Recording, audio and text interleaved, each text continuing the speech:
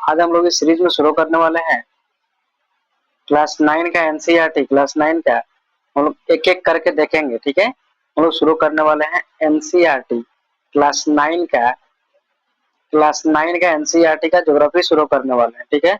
तो ज्योग्राफी आज हम लोग देखेंगे चैप्टर 1, ज्योग्राफी चैप्टर 1 देखेंगे क्लास 9 का, ठीक है। तो आप लोग अंदाजा लगा सकते हैं कि एनसीईआरटी कितना जरूरी है। आप किसी भी एग्जाम की तैयारी कर रहे हो, किसी भी गवर्नमेंट एग्जाम की, तो उसमें एनसीईआरटी जो कि रामबाण साबित होता है। बिना एनसीईआरटी के कुछ भी पॉसिबल नहीं है। बिना एनसीईआरटी पढ़े आप लोग जेई नेट नेट या नीट या कोई भी गवर्नमेंट एग्जाम या कहीं भी एंट्रेंस नहीं निकाल पाएंगे। ये बहुत ही इंपॉर्टेंट होता है, रामबाण साबित होता है, ठीक है। तो आइए हम लोग शुरू करने वाले हैं इस सीरीज में क्लास 9 का ज्योग्राफी, ठीक है, चैप्टर 1। तो इसको लाइन बाय लाइन हम लोग देखेंगे, कोई वीडियो स्किप नहीं करेंगे। एक एक पॉइंट हम लोग एक एक लाइन लोग पढ़कर समझेंगे, ठीक है। तो आइए हम लोग बिना देरी के इसको शुरू करते हैं। और जो लोग नए हैं वो मेरे चैनल को लाइक और सब्सक्राइब करेंगे। तो चैप्टर है हम लोगों का पहला, भारत आकार और स्थिति, भारत का साइज और लोकेशन इसका, ठीक है। भारत का साइज और लोकेशन हम लोग देखें, चैप्टर 1 है इसका। लाइन बाय लाइन हम लोग आइए शुरू करते हैं, पढ़ते हैं। फर्स्ट है, भारत विश्व का प्राचीनतम आकृतियों संस्कृतियों में से एक है। पिछले 5 दशकों में भारत ने सामाजिक आर्थिक रूप से बहुमुखी उन्नति की है। कृषि, उद्योग, तकनीकी और सर्वांगीण आर्थिक विकास में अद्भुत प्रगति हुई है। भारत का विश्व इतिहास में महत्वपूर्ण योगदान रहा है। अब स्थिति देखते हैं, जो कि लोकेशन देखते हैं, ठीक है। भारत एक विशाल देश है। भारत कैसा देश है सब कुछ जानते ही है।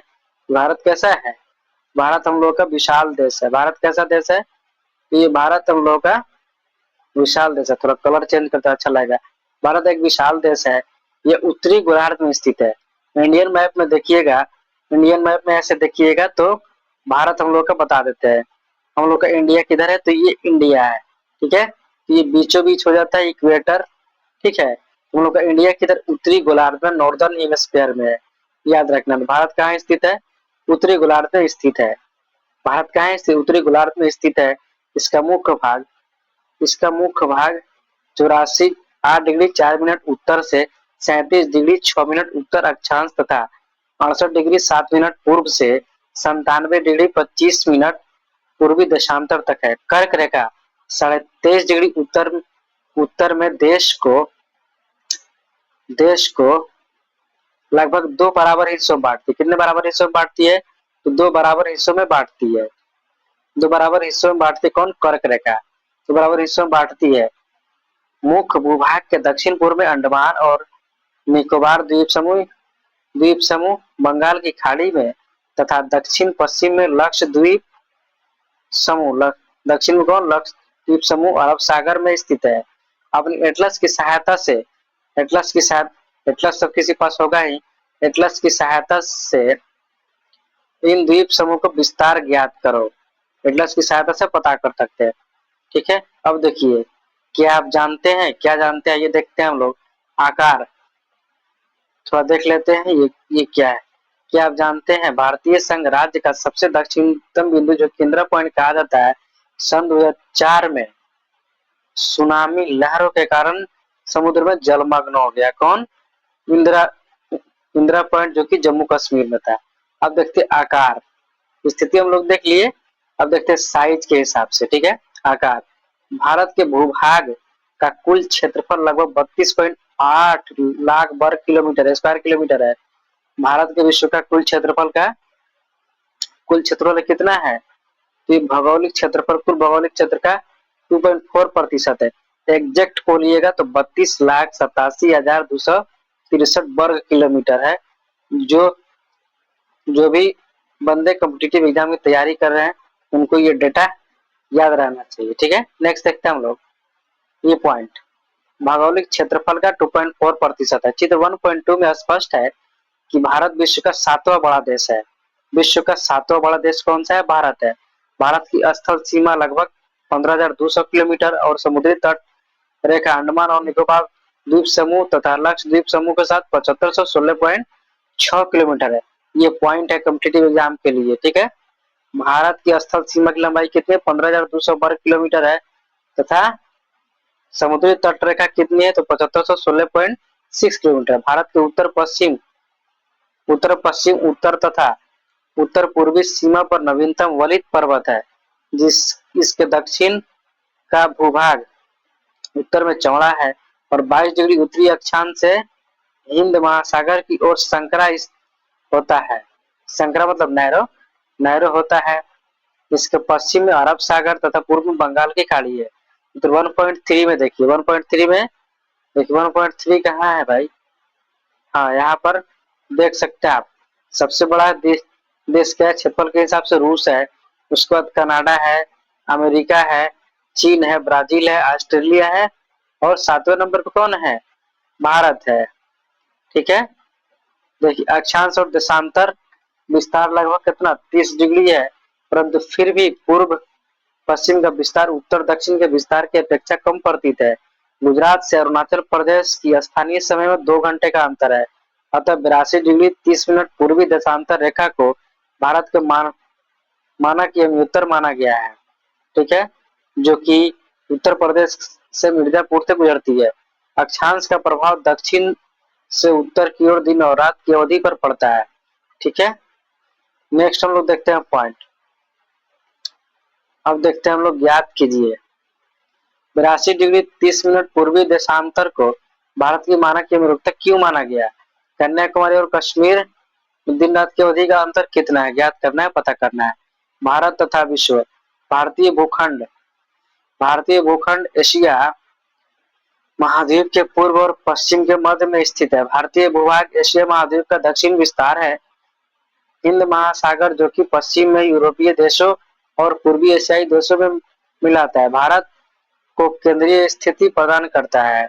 देखिए दक्षिण का पठार हिंद महासागर में शीर्षावत फैला हुआ है और पश्चिम एशिया, अफ्रीका और यूरोप के देशों के साथ साथ पूर्वी एशिया के देशों में से भी पूर्वी तट के माध्यम से निकटतम संबंध बनाए हुए हैं। हिंद महासागर में किसी भी देश की तटीय सीमा भारत जैसी नहीं है। भारत किसी महत्वपूर्ण स्थिति के कारण एक महासागर का नाम इसके नाम पे रखा गया है। ठीक है, नेक्स्ट, क्या आप जानते हैं सन 1869 में, कितना में? 1869 में सुएज नहर के खुलने से भारत और यूरोप के बीच दूरी 7000 किलोमीटर कम हो गई है। नेक्स्ट देखते हैं हम लोग, ये जो फिगर था, ठीक है, यानी उत्तर उसका मानक समय है जीएमटी। देखिए ये उत्तर से दक्षिण की ओर 29 ये था, कुछ खास नहीं है। नेक्स्ट देखते हैं हम लोग,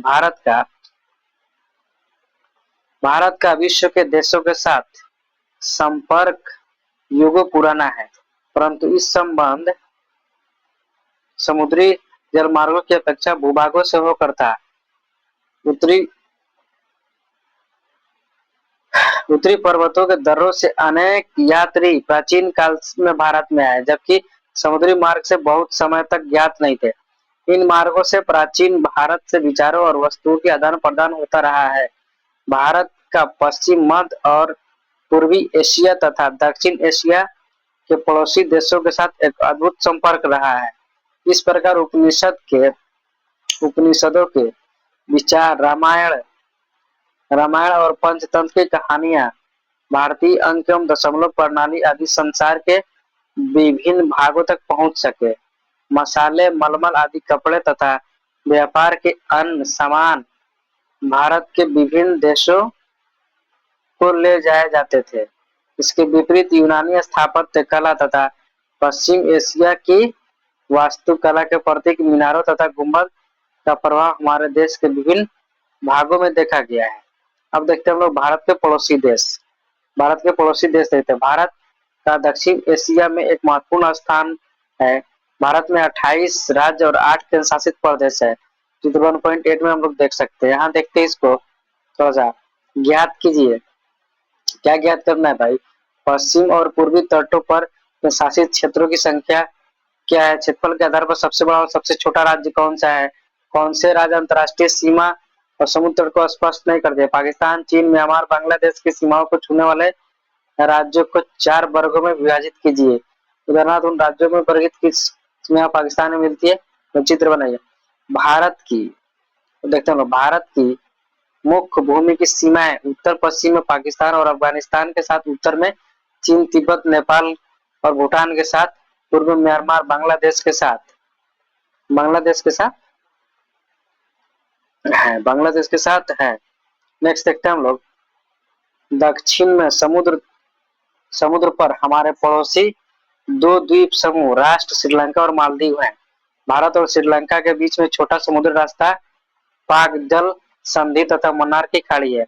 मालदीव लक्षद्वीप समूह के दक्षिण में स्थित है। अपने पड़ोसी देशों के साथ भारत के भौगोलिक और ऐतिहासिक संबंध बहुत अच्छे रहे हैं। अपने एटलस में एशिया के मानचित्र में देखें भारत कैसे अलग दिखाई देता है। ठीक है, ये देखना है, वो कुछ खास नहीं है। तो हम लोग का ये चैप्टर इसी के साथ संपन्न होता है। ठीक है, ये चैप्टर हम लोग कंप्लीट कर लिए। तो भारत के पड़ोसी देश, भारत के पड़ोसी देश ऐसे बोलिएगा तो 7 जो कि स्थलीय हैं, 7 स्थलीय हैं और 2 जलीय, श्रीलंका और मालदीव 2 जलीय हैं, याद रखना है। श्रीलंका और मालदीव 2 जलीय और 7 स्थलीय, टोटल 9 कंट्री भारत के पड़ोसी देश है। ठीक है, तो हम लोग का ये चैप्टर इसी के साथ संपन्न होता है।